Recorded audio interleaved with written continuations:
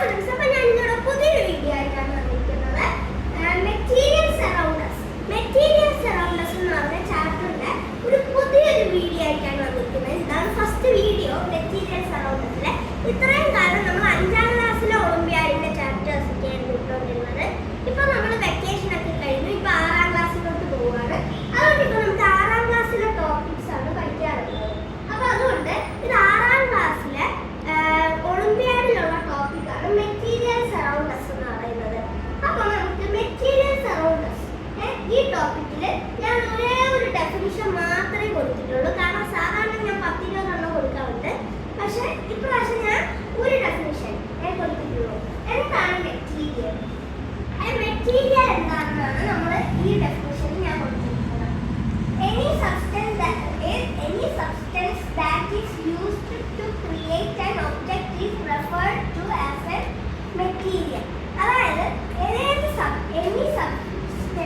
അതായത് ഒരു സബ്സ്റ്റൻസ് വേറൊരു ഒബ്ജക്റ്റിനെ ക്രിയേറ്റ് ചെയ്യാൻ പറ്റുമെങ്കിൽ അതിനെ നമുക്ക് ഒരു മെറ്റീരിയൽ എന്ന് വിളിക്കാൻ പറ്റും. അതായത് ഇപ്പോൾ ഒരു പ്ലാസ്റ്റിക്, നമ്മുടെ കയ്യിൽ കുറച്ച് പ്ലാസ്റ്റിക് ഉണ്ട്. ആ പ്ലാസ്റ്റിക്കിനെ ഉരുക്കി നമുക്ക് വേറൊരു സാധനം ആക്കാൻ പറ്റും. അപ്പോൾ അതുകൊണ്ട് ആ പ്ലാസ്റ്റിക് ഒരു മെറ്റീരിയലാണ്. പിന്നെ പേപ്പർ വെച്ച് നമുക്ക് പേപ്പർ ബോട്ടൊക്കെ ഉണ്ടാക്കാം. അപ്പോൾ അതുകൊണ്ട് പേപ്പർ ഒരു മെറ്റീരിയലാണ്. അങ്ങനെ any substance that is used to create an object is referred to as a material. അങ്ങനെയാണ് നമുക്കൊരു മെറ്റീരിയലിനെ തിരിച്ചറിയാൻ പറ്റുക. അപ്പോൾ നിങ്ങൾ എന്ത് ചെയ്യണം എന്ന് വെച്ച് കഴിഞ്ഞാൽ, ഇപ്പം നമ്മൾ ഇത് 6ാം ക്ലാസ്സിലൊക്കെ നമുക്ക് ഇങ്ങനത്തെ ചോദ്യങ്ങളൊക്കെ ഇതിന് ഞാൻ അടുത്ത പാർട്ടിലോട്ട് കുറേ ഡെഫിനിഷൻ കൊടുക്കും. അതുകൊണ്ട് ഓർത്ത് വെക്കാൻ പാടായിരിക്കും. അതുകൊണ്ട് ഇങ്ങനത്തെ ഒരു ബുക്കിൽ എഴുതി വെക്കുക, അല്ലെങ്കിൽ ഒരു പേപ്പറിൽ എഴുതി വെച്ച് സ്റ്റേപ്പർ വെച്ച് അടിച്ചു വെക്കുക. അങ്ങനെ ചെയ്ത് കഴിഞ്ഞാൽ പെട്ടെന്ന് മറന്നു പോകുന്നില്ല. അപ്പോൾ നമുക്കിനി സെക്കൻഡ് ആയിട്ട് നമുക്ക് ഈ ചാപ്റ്ററിൽ വരുന്നത് object around us and their classification. Object around us and their classification എന്ന് പറയുന്നതാണ് നമുക്ക് അടുത്തതായിട്ട് ഈ സബ് ടോപ്പിക്കിലായിട്ട് കിട്ടിയിരിക്കുന്നത്. അപ്പോൾ the process of sorting out and organising things into group is called classification. Classification എന്താണെന്ന് നമുക്ക് എല്ലാവർക്കും അറിയാമായിരിക്കും. കാരണം നമ്മൾ തന്നെ ഇപ്പോൾ നമ്മുടെ ഒരു 10-20 ബുക്കുണ്ട്. അതിൽ സയൻസ്, മാത്സ്, സോഷ്യൽ അങ്ങനെയൊക്കെ നമ്മൾ തിരിച്ചു വെക്കും, ക്ലാസിഫൈ ചെയ്ത് ഗ്രൂപ്പ് ആക്കി വെക്കും. അപ്പം അതുപോലെ തന്നെ അത് തന്നെയാണ് ക്ലാസിഫിക്കേഷൻ. പക്ഷേ സോർട്ടിംഗ് അത് തന്നെയാണ് ക്ലാസിഫിക്കേഷൻ.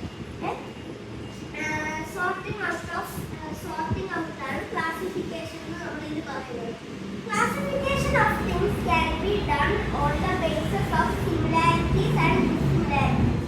അതായത് ക്ലാസിഫിക്കേഷൻ ഓഫ് തിങ്സ്, ഇപ്പോൾ ഒരു സെറ്റ് ബുക്ക് ഉണ്ട്.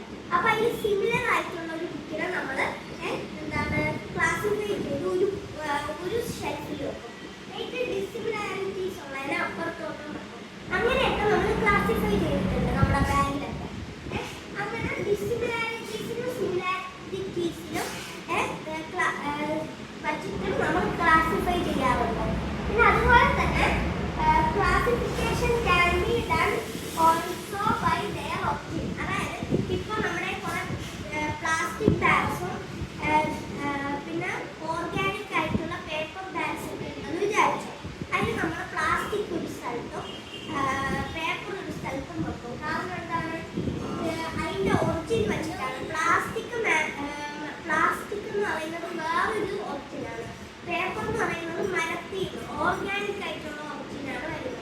അപ്പോൾ അതുകൊണ്ട് നമ്മൾ അത് രണ്ടും സോർട്ട് ചെയ്ത് നമ്മുടെ ഒറിജിൻ്റെ രീതിക്ക് ക്ലാസിഫൈ ചെയ്താൽ പറ്റും. അപ്പം ഞാൻ ഈ കാണുന്ന ഒരു വലിയ കട്ടിയുള്ളൊരു ബുക്കിനാണ് ഇത്രയും ചെറുതായിട്ട് 4 പേര് ഞാൻ ഇത് ഒതുക്കിയിട്ടുണ്ട്. അപ്പം ഈ നോട്ട്സ് എങ്കിലും നിങ്ങളൊരു ബുക്ക് എഴുതി വെക്കണം. അപ്പോൾ നമുക്ക് ഈ അടുത്ത വീഡിയോ കാണാം. ഇത് ചെയ്യുന്നതെന്ന് വെച്ചാൽ നമ്മളിത് ബുക്ക് എഴുതി വെക്കാൻ ഞാൻ പറഞ്ഞതിൻ്റെ